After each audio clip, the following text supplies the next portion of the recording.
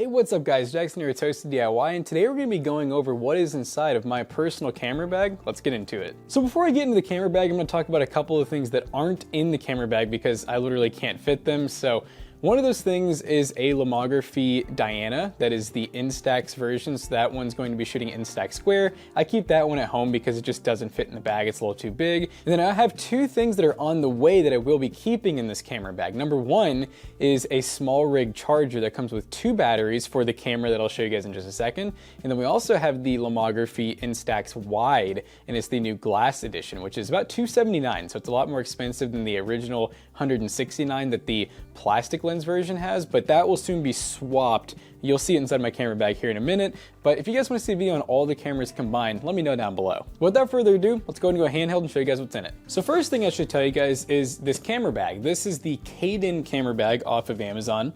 You can get it in multiple sizes. I opted for the smaller camera bag because I wanted something that was pretty lightweight, and honestly at the time I only had like one camera. I'm quickly outgrowing this, so we'll see. I think I'm probably going to stay with this one for a while though and try to just, you know, keep picking what cameras I want to bring with me. But yeah, really good camera bag, around $30. It has removable inserts, so they're basically Velcro. And as you guys can see, it's fully modular. You can actually move these pieces around. It even comes with extra pieces. They give you some guides on different ways you can do it, but it's not the prettiest how I have it set up right now. I had it a lot better looking, but as I've like upgraded equipment and moved stuff around, I've kind of just came up with this. But like I said, it does come with some extra pieces as well, which I have sitting at home. But before we go into the bag, let's talk about what we have on the outside. So on the outside, firstly, Amazon Basics tripod. These are great, especially if you just have lighter, smaller cameras. They don't go like super tall or anything, but if you're just looking to do like basic tripod shots, you don't want a big heavy tripod, this is definitely the way to go. They're like under $20. It is aluminum legs, but everything else is plastic, but it has 3 adjustment points. It's not a fluid head or anything fancy, but once again, it's 20 bucks. So it's nice to have, and as you can see, this bag does have a tripod holder. Once again, not designed for a very large one, so just keep that in mind. Now, on the other side, I basically keep a power brick. I also keep a USB-A to USB Type-C because 2 of my cameras use that for charging and data transfer. And then this is a really useful tool. This is a Sabrent micro and full-size USB reader that actually has USB Type-C and USB Type-A. So whether you're going to be using it in your phone, which I use a lot, or using it in a PC, you have all the connection types you could possibly need. Now inside of the camera bag, we'll go ahead and pull out the most expensive camera.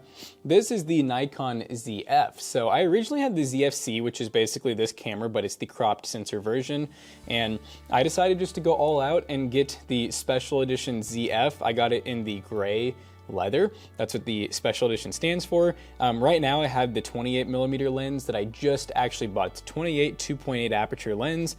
So I only have prime lenses right now. I have this lens, and then this is the one that came with it, the kit 40mm lens, which is a 2.0 aperture, and it's really good for bokeh, really close focal range, and on top of that, it's really good in almost any scenario. The only reason I got this 28mm was because I needed a lens if I'm going to do like any type of video recording or vlogging.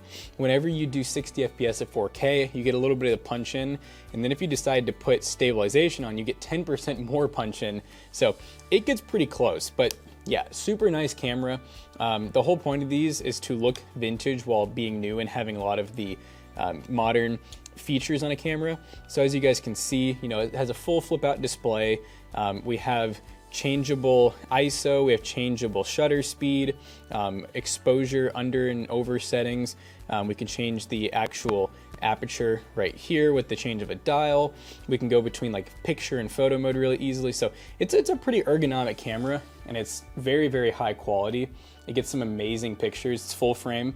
And then I just have just one battery right now, but like I said, I have more on the way. And then I just have a 256 gig SD card inside of it. But yeah, recently this has been like my main go-to camera when I'm going to take pictures.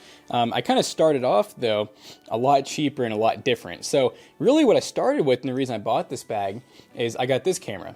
This is the Instax Mini Evo. So really, you know, I've been into videography my whole life because of YouTube, obviously, but just recently, just because I've had a lot of photography people around me, they've kind of rubbed off on me, and I decided, you know, I don't really want to do film. I didn't really want to do digital at the time. I was like, I want to be a little different. And so I always thought that these instant print cameras were pretty cool.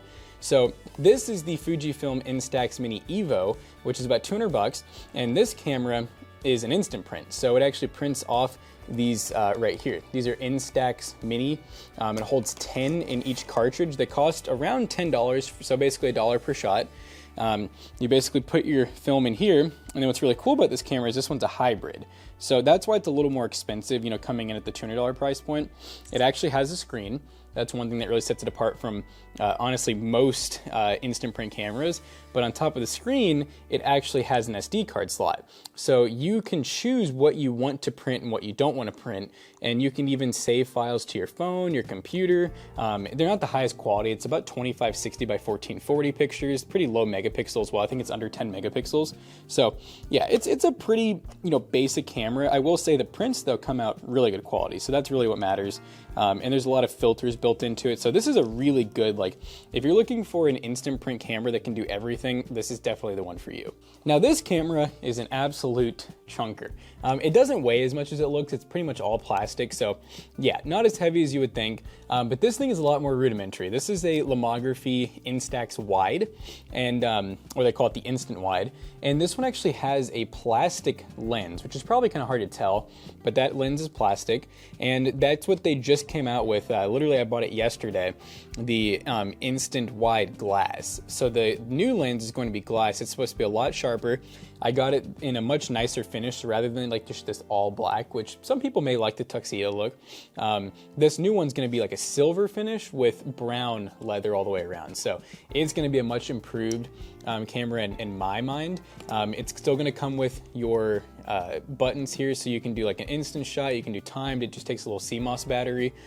So it's pretty cool.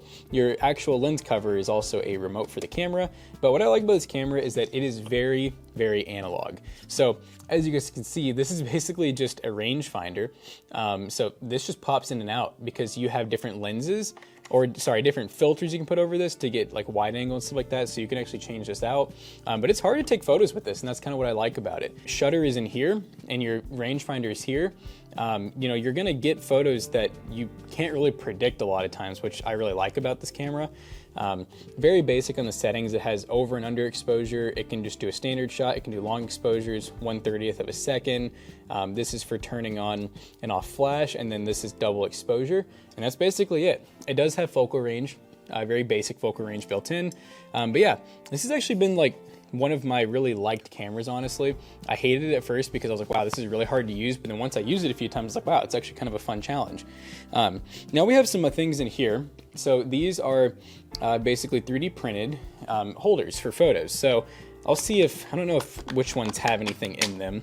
So this one actually has a few shots. So this one here, I took some pictures with the Mini. They're pictures of fish tank and then picture of a lawnmower. So you can get some really cool artsy shots with these instant cameras, and the quality is really good.